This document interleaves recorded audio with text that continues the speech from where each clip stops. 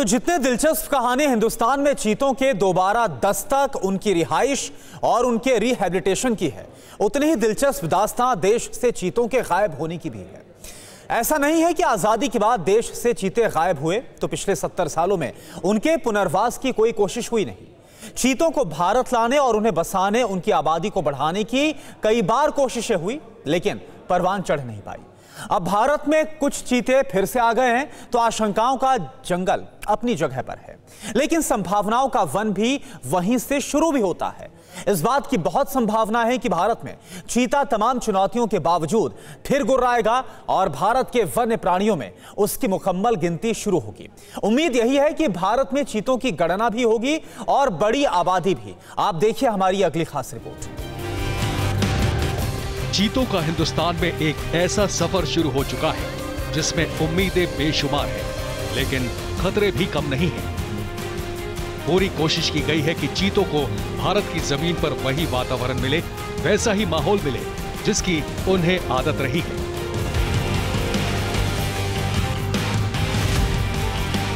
Namibia से आए 8 चीतों ने देश की सरजमीं पर जैसे ही कदम रखा, ये चीते बेहद सहमे हुए थे।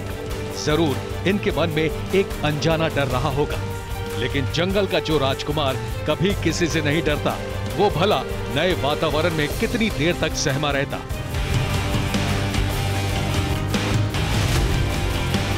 देखते ही देखते इन चीतों को भारत की ये भूमि भा गई।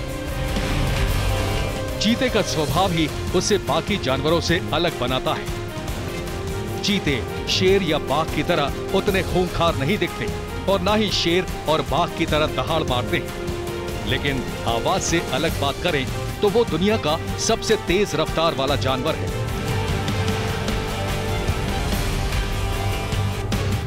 चीते की स्पीड 120 किलोमीटर प्रति घंटा है। टॉप स्पीड में चीता 23 फीट लंबी छलांग लगा सकता है, लेकिन चीते की रिकॉर्ड रफ्तार अधिकतम 1 मिनट के लिए रह सकती है। यानी 120 किलोमीटर प्रति घंटे की रफ्तार से वो सिर्फ करीब 500 मीटर ही दौड़ सकता है। चीता सिर्फ 3 सेकंड में ही अपनी रफ्तार 96 किलोमीटर प्रति घंटे से घटाकर 23 किलोमीटर प्रति घंटे की रफ्तार कर सकता है।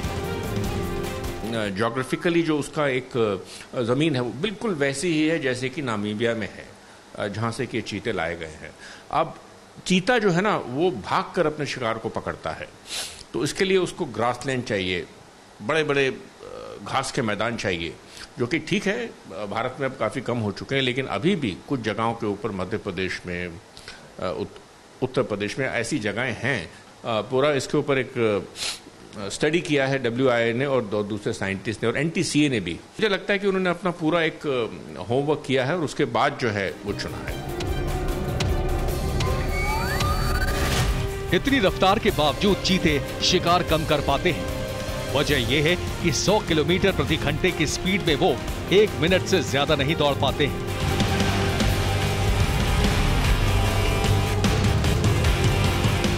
खैर, चीते इंडिया आ चुके हैं। कूनो पार्क में चीते मौजूद हैं, लेकिन सवाल यह है कि भारत में इनकी संख्या कैसे बढ़ेगी। लेकिन उससे भी पहले मन में यह सवाल जरूर कौंता है कि भारत से चीते खत्म कैसे हो गए। दरअसल चीते का स्वभाव ही उसके विलुप्त होने का सबसे बड़ा कारण था।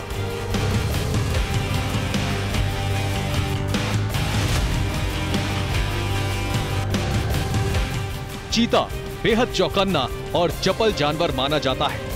भारत में हमेशा से चीतों के लिए अनुकूल माहौल रहा है, लेकिन जानकार एक तथ्य ये भी बताते हैं कि चीता देश में शिकार और रहने खाने की समस्याओं की वजह से भी विलुप्त हो गया।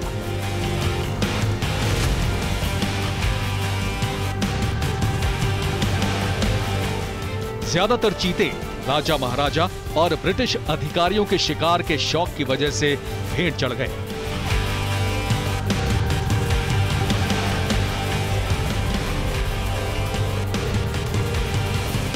दुनिया में फिलहाल सिर्फ 7000 चीते हैं। 1952 के बाद से भारत में चीता नहीं देखा गया।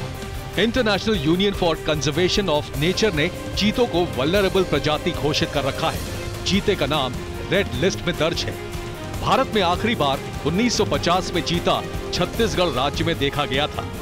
कहा जाता है कि मुगल बादशाह अकबर ने अपने शासनकाल के दौरान करीब 1000 चीते संरक्षित कर रखे थे। उस समय पूरे देश में चीतों की संख्या और भी ज्यादा थी। कई ऐतिहासिक साक्ष्यों से यह भी पता चला है कि मुगल काल में आजादी से पहले तक कुछ नवाब और महाराजा चीते पालने का खतरनाक शौक रखते थे और उन्हें जंजीरों से बांध कर रखा जाता था। कई बार ये नवाब अपने विरोधियों और साजिशकर्ताओं को सजा देने के लिए उन्हें चीतों का निवाला भी बना देते थे। लेकिन सवाल है कि भारत में चीतों को किसने खत्म कर दिया? बताया जाता है कि भारत में आजादी के बाद 1947 में आखिरी 3 एशियाई चीते बचे थे। छत्तीसगढ़ में कोरिया के महाराजा रामानुज प्रताप सिंह देव ने 1947 में 3 चीतों का शिकार किया था।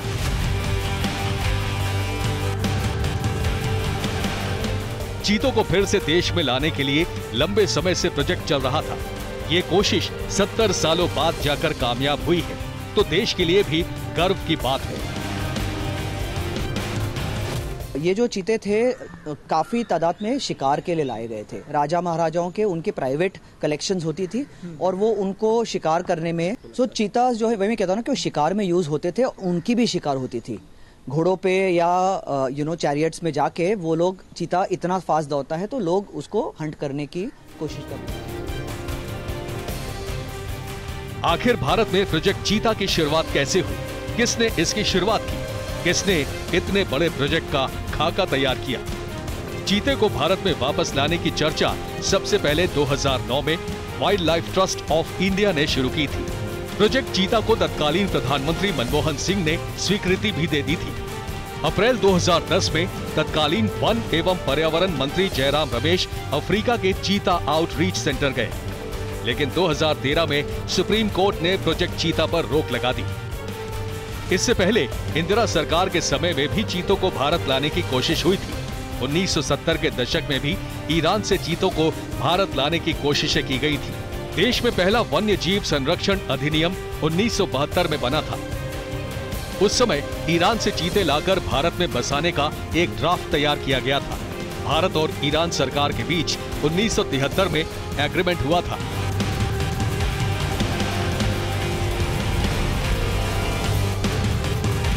भारत को ईरानी चीते और ईरान को भारत के शेर चाहिए थे। एग्रीमेंट जरूर हो गया था, लेकिन भारत सरकार की चीते लाने की कोई मैदानी तैयारी नहीं थी।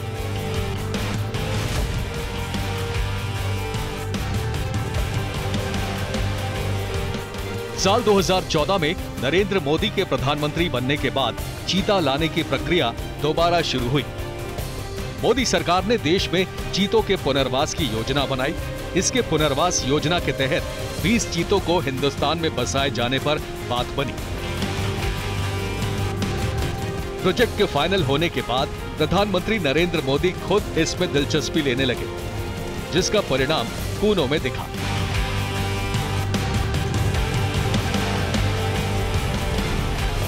Bureau report, TV9 Bharatvarsh.